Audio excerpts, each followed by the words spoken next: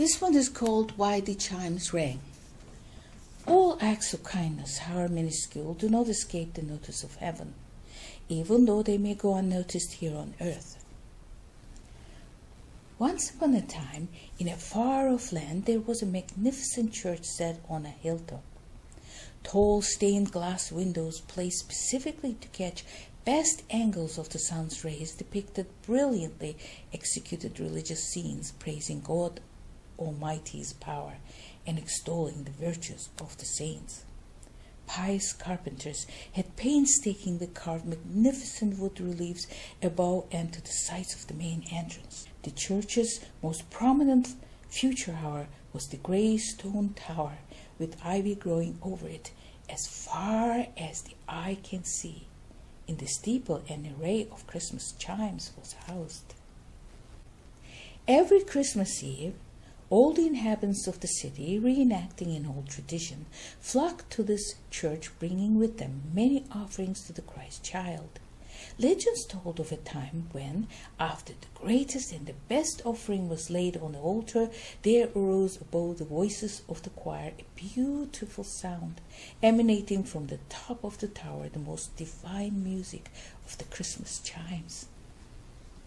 Some claimed it had to be the wind that rang them, while other, more pious ones, believed in their heart of hearts and exclaimed loudly so that it had to be the angels that set the bells swinging to produce that heavenly sound. Then came a time when, however great the offerings were, the chimes were never again created blissful melody. As a result, people were saddened, feeling there must be something amiss. Yet many Christmases came and went, and no chimes were heard.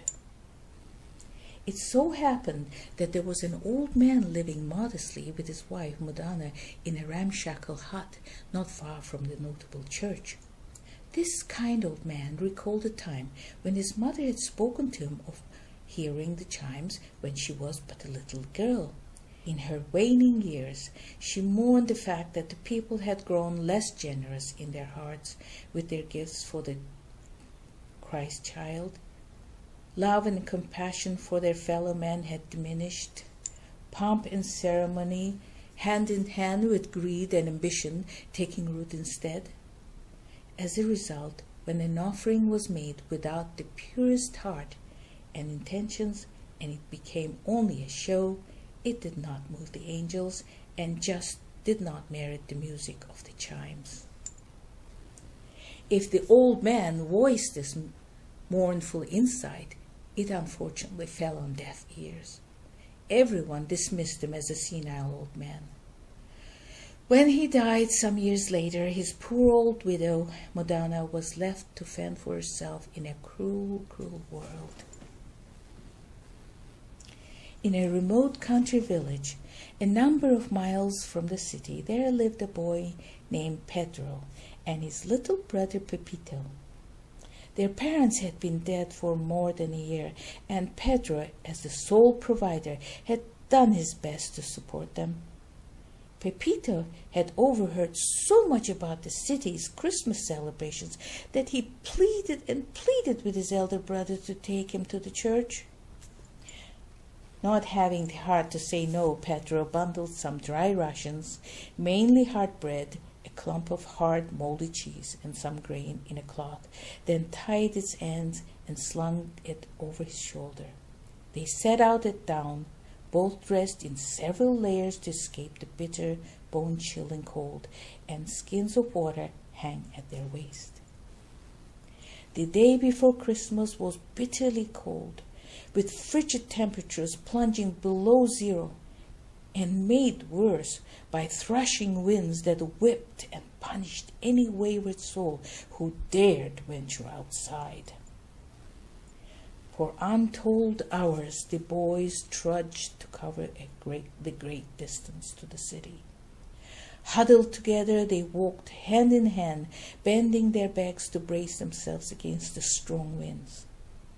The icy drizzle mercilessly chilled them to the very marrow of their bones. By dusk they were tired, famished and exhausted, almost unable to take another step. Yet the lights of the big city, now visible just ahead, egged them to soldier on. Panting, they at long last approached the gates of the city. Fortunately, the gates were still open, expecting more visitors. As they were about to enter, Petro spotted something dark on the snow off to the side of the road, and so veered off to take a closer look. It was a poor beggar woman who had obviously suffered a mishap and fallen into the shallow ditch. Stranded, she lay there half dead, too sick and shivering with cold to rise up or call for help. Rushing over, Pedro helped her to sit up and draped his threadbare coat over her shoulders to bring her some warmth. She looked so pale and had difficulty speaking. He helped her take some tentative sips from his water skin. Then, looking up, he addressed his little brother. "It's no use, Pepito. I can't leave her in this condition. You go on ahead to the church." "Alone?" cried Pepito in a fearful voice. "No, I can't. I can't let you miss the Christmas festival." "You're brave. Just go on by yourself. I'll be here when you come back." "I can't leave her," Pedro answered sternly. He looked at her face and smiled encouragingly. "Poor old lady, her face looks like the Madonna in the chapel window." "Madonna?"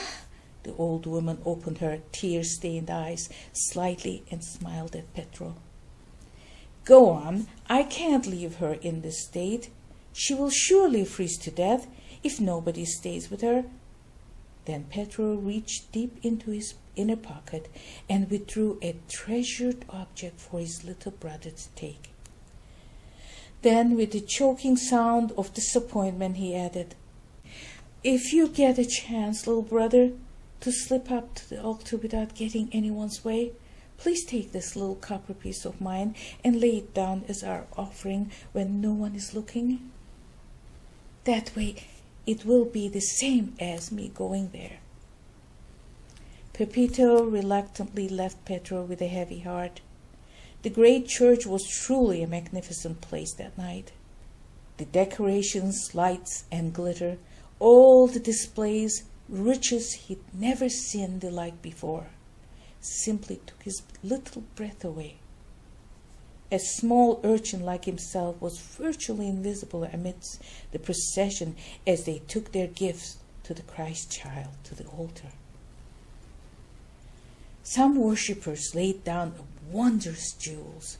Some gave baskets with massive amounts of gold so heavy they could scarcely carry them down the aisle.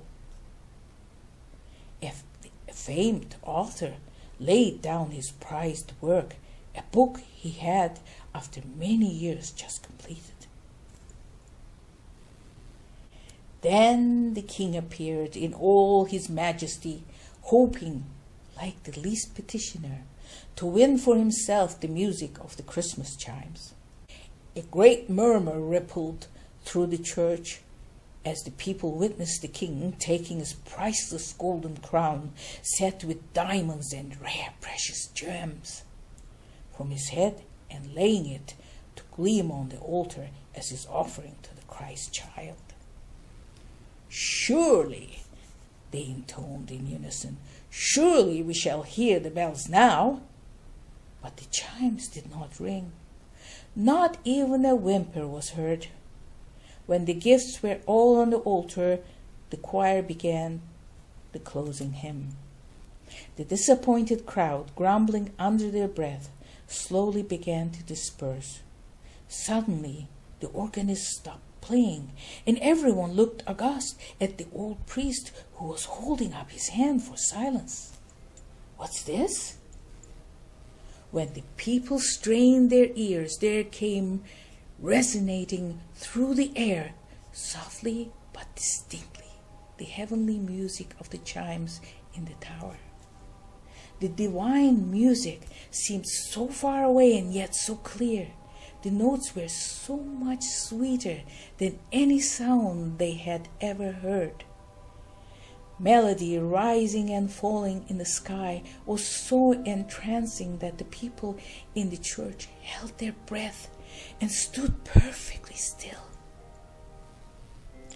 Then they all stood up together and stared at the altar, wanting to see what great gift had awakened the long silent chimes.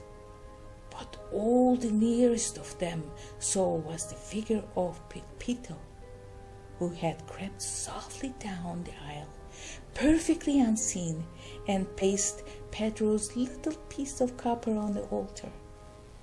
The end. Merry Christmas, everyone.